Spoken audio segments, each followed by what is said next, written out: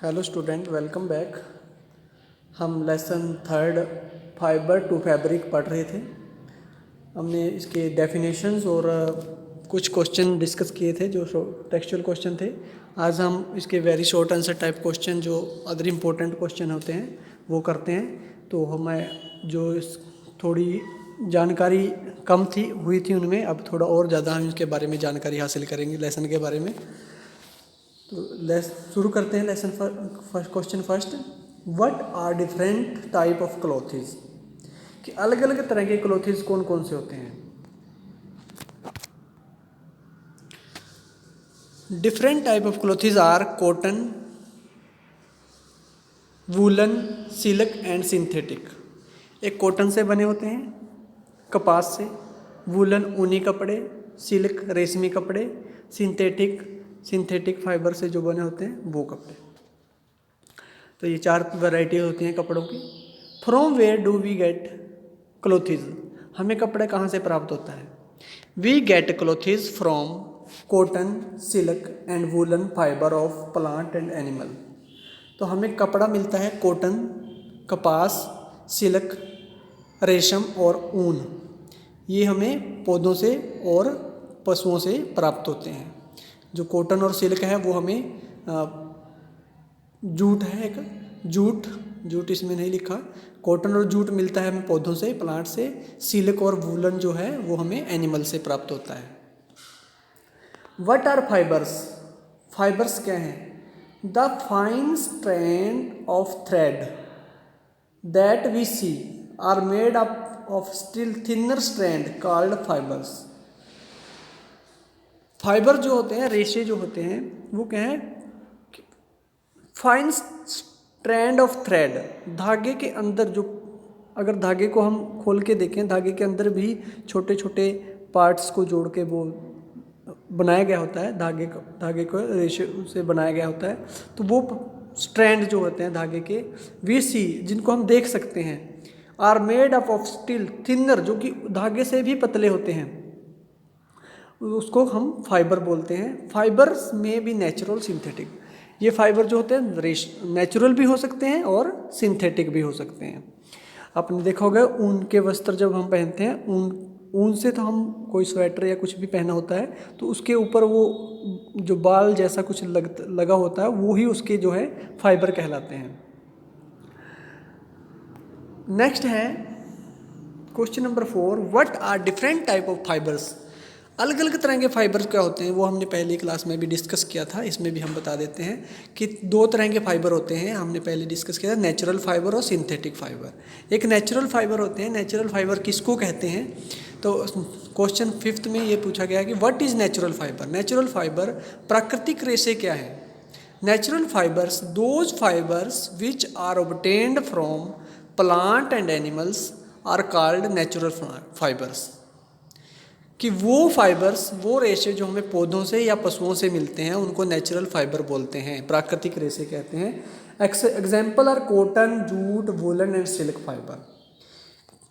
देखिए जो कॉटन है और जूट है वो हमें पौधों से मिलता है, प्लांट से मिलता है। जो सिल्क है और वूलन है वो हमें एनिमल से प्राप्त होता है। वूल हमें शीप से मिलता है, कैमल से, भेड़ से, ऊंट से, और याक जो पहाड़ों पे रहते हैं याक, उनसे मिलता है। और सिल्क जो है वो सिल्क वर्म होता है, रेशम के कीड़े की खेती की जाती है तो वहाँ से हम उससे रेशे प्राप्त करते हैं। 6 क्वेश्चन नंबर है, from which animal do we get wool. हम किस किस जानवर से वूल प्राप्त करते हैं, ऊन कहाँ कहाँ से मिलती है हमें। We get wool from sheeps, goat, hair, yak and camel. देखिए यहाँ पर ये कई जानवर दे रखे हैं जिनसे के पास से हमें ऊन प्राप्त होती है।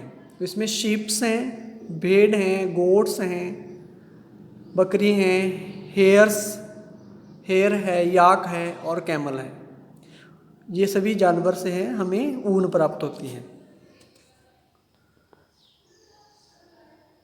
हेयर जो खरगोश होता है, याक वाई फॉर याक, और कैमल जो है ऊँट से हमें जो वूल प्राप्त होती है। From what do we get silk fibre, हमें सिल्क फाइबर कहाँ से मिलती है? We get silk fibre from cocoons of silkworm. अभी हमने बताया था कि ककून की जो सिल्क फाइबर, जो सिल्क वर्म रेशम के कीड़ों की खेती की जाती है, उनके कैकून से हमें ये सिल्क प्राप्त होता है, cocoons from cocoon of silkworm. What are synthetic fibre? अब दो तरह के फाइबर हैं, हम फाइबर की बात कर रहे हैं। एक नेचुरल फाइबर, नेचुरल फाइबर में हमने कर लिया है कि नेचुरल फाइबर जो प्रकृति से मिलती है, पेड़ पौधों से मिलती है या पशुओं से मिलती है। अब हम बात करेंगे सिंथेटिक फाइबर, जो कि प्रकृति से नहीं मिलती, जो कि हम खुद इंसान बनाते हैं, उसको फैक्ट्रियों में बनाया जाता है, केमिकल से बनाया जाता है। Those fibre which are obtained from chemical substance are called synthetic fibre. वे फाइबर जो कि which are obtained from chemical substance, जो कि केमिकल्स पदार्थों को मिलाकर बनाया जाता है, उसको सिंथेटिक फाइबर बोलते हैं। नेक्स्ट क्वेश्चन नंबर 9 है, give example of synthetic fibre. अब सिंथेटिक फाइबर कौन कौन से होते हैं? हमने पहले भी पढ़ा था, पॉलिएस्टर होता है, नाइलॉन होता है, एक्रिलिक होता है, are some example of synthetic fibre. Polyester, nylon, acrylic are some example of synthetic fibre. Question number 10 पे आ गए हैं। Write uses of cotton. Cotton के क्या क्या यूज़ होते हैं? Uses of cotton, cotton is used for making pillow, quilt and cotton clothes.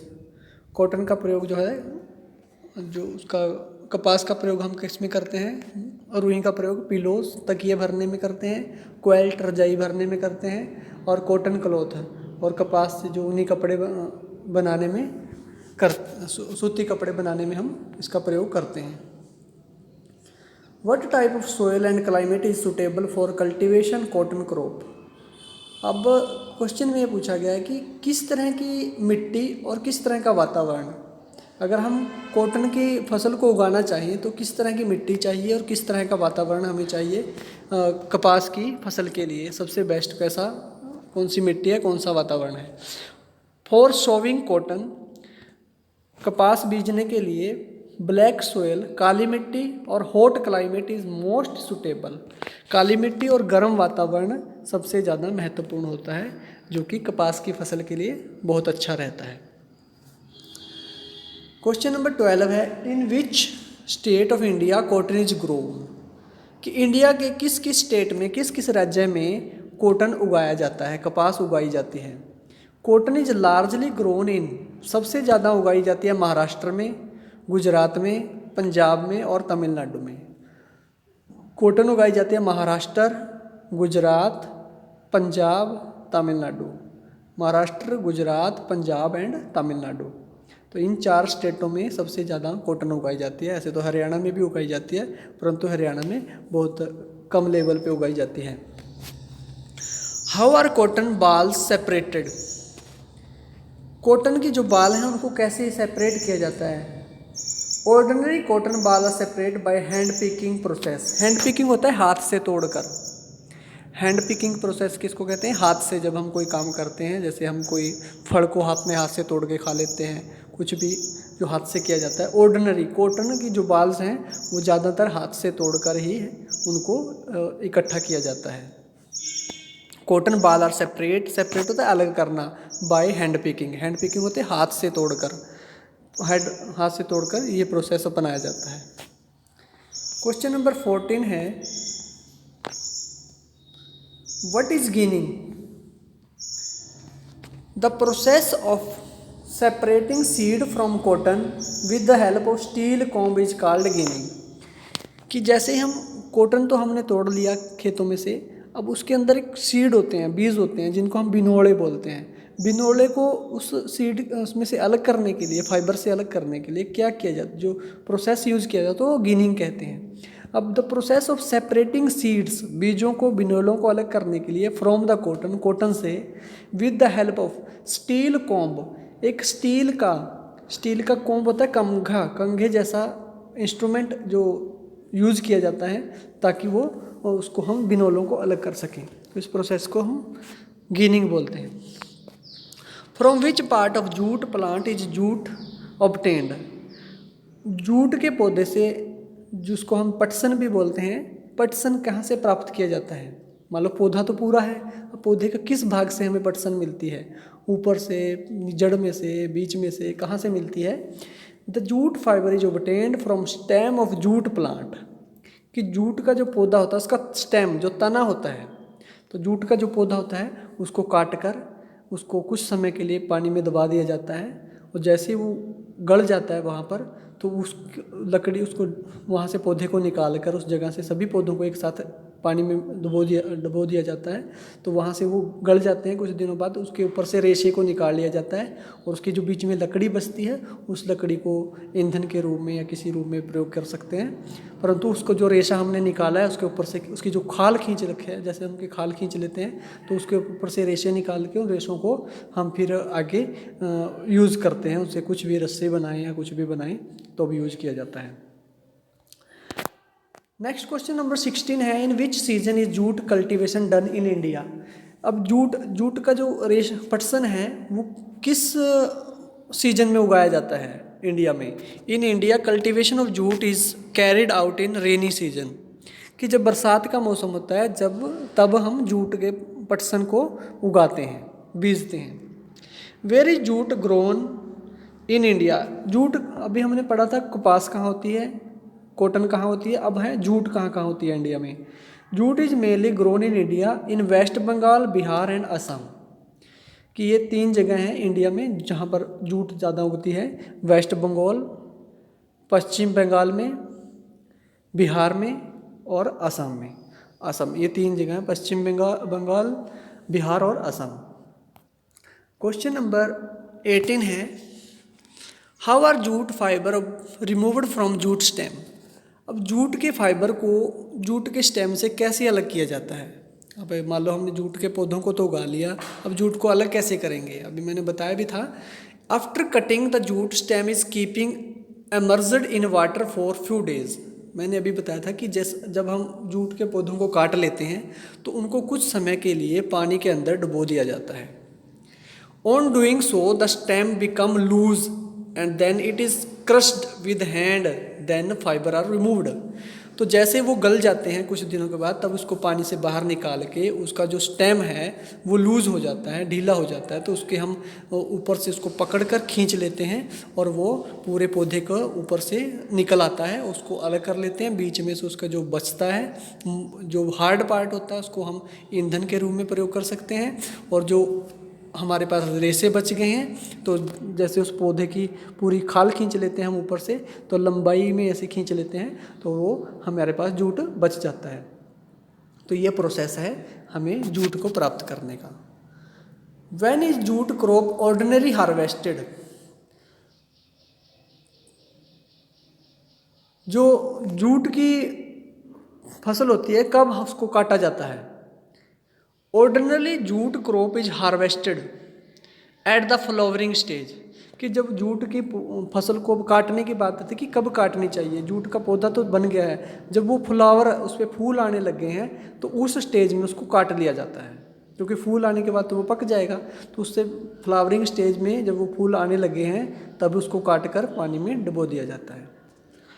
What is spinning. Spinning का हमने पहले भी कई बार पढ़ा है, तो अब फिर बता देते हैं। The process of making yarn thread from fibres is called spinning. कि रेशों से धागे बनाना के प्रक्रिया ही स्पिनिंग कहलाती है। क्वेश्चन, लास्ट क्वेश्चन है आज का हमारा, 21 क्वेश्चन है। इससे आगे भी क्वेश्चन थे, हमने उसको छोड़ दिया है, बस यहीं तक करो क्योंकि आपके पास ज़्यादा बर्डन हो जाएगा फिर। चरखा क्या है? What is charkha? It is a hand operating device use to spin yarn from fibre. तो ये हैंड ऑपरेटिंग, हाथ से चलाने वाली मशीन है, डिवाइस है, जिसके द्वारा हम फाइबर रेशे से धागा तैयार करते हैं। चरखे में एक हाथ से चलाने वाली युक्ति है, डिवाइस है, जिसमें हम फाइबर से रेशे से धागा तैयार करते हैं। तो ये था हमारा आज का ये लेसन, हमारा फाइबर टू फैब्रिक। उम्मीद है आपको ये समझ में आ गया होगा। अगर समझ नहीं आया तो कमेंट करके आप कहाँ से आपको नहीं समझ में आया मुझसे पूछ सकते हो। तो मिलते हैं नेक्स्ट वीडियो में नेक्स्ट लेसन के साथ। इस लेसन के कुछ और क्वेश्चन भी थे, वो अगर आप करेंगे तो वो ज़्यादा बर्डन बढ़ जाएगा तुम्हारे पास, इसलिए हमने इनको छोड़ दिया है।